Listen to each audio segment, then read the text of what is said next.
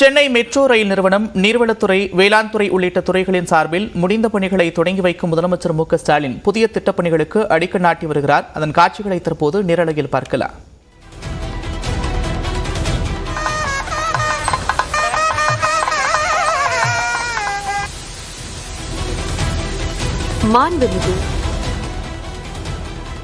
காட்சி மூலம் சிவகங்கை மாவட்ட ஆட்சியர் அவர்கள் நன்றியுரை ஆற்றுவார்கள். மாண்புமிகு தமிழ்நாடு முதலமைச்சர் அவர்களுக்கு பணிவான வணக்கம்.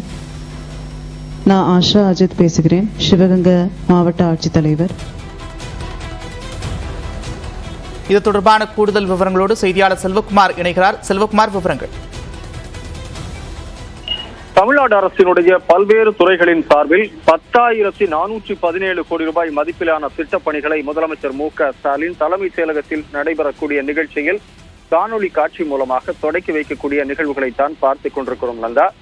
அதிலும் குறிப்பாக இன்று ஒரே நாளில் 10,417 கோடி ரூபாய் மதிப்பிலான திட்டப்பணிகள் என்பது ஒரு கவனிக்கத்தக்கதாக இருக்கிறது. 8,801 கோடி ரூபாய் மதிப்பிலான முடிவுற்ற பணிகளை அவர் தற்போது திறந்து வைத்துக் கொண்டிருக்கிறார். 1,615 கோடி ரூபாய் மதிப்பிலான ஒரு புதிய திட்டப்பணிகளுக்கும் அடிக்கல் நாட்டு விழா நடைபெற்று வருகிறது. அதில் சில முக்கிய அம்சங்களாக பார்க்கிற போது, சென்னை மெட்ரோ ரயில் நிறுவனம் சார்பில் ராஜீவ்காந்தி பொது மருத்துவமனை அருகில் 9 கோடி ரூபாய் மதிப்பிலான 2வது சுரங்க பாதையை தற்போது அவர் திறந்து வைத்திருக்கிறார்.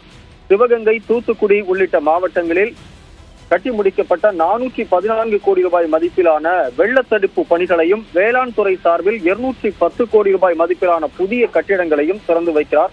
அதே போல உயர்கல்வித்துறையின் சார்பில் கலை மற்றும் அறிவியல் கல்லூரிகளுக்கான 134 கோடி ரூபாய் மதிப்பிலான திட்டப்பணிகளை தொடங்கி வைத்திருக்கிறார். கனமழையால் பாதிக்கப்பட்ட தென் மாவட்டங்களில் 726 கோடி ரூபாய் மதிப்பிலான வெள்ளத்தடுப்பு பணிகளையும் தூர்வாரும் பணிகளையும் தொடங்கி வைக்கிறார். மாமல்லபுரத்தில் புதிய பேருந்து நிலையம், கிளாம்பாக்கத்தில் புதிய நடை மேம்பாலம், சென்னை ராதாகிருஷ்ணன் சாலையில் கலைஞர் நூற்றாண்டு பூங்கா போன்ற பணிகளுக்கும் முதலமைச்சர் அடிக்கல் நாட்டி வருகிறார். எனவே ஒரே நாளில் 10,481 கோடி ரூபாய் மதிப்பிலான திட்டப்பணிகள் என்பது ஒரு குறிப்பிடத்தக்க அம்சமாக பார்க்கப்படுகிறது. நன்றி செல்வகுமார், விரிவான விவரங்களுக்கு.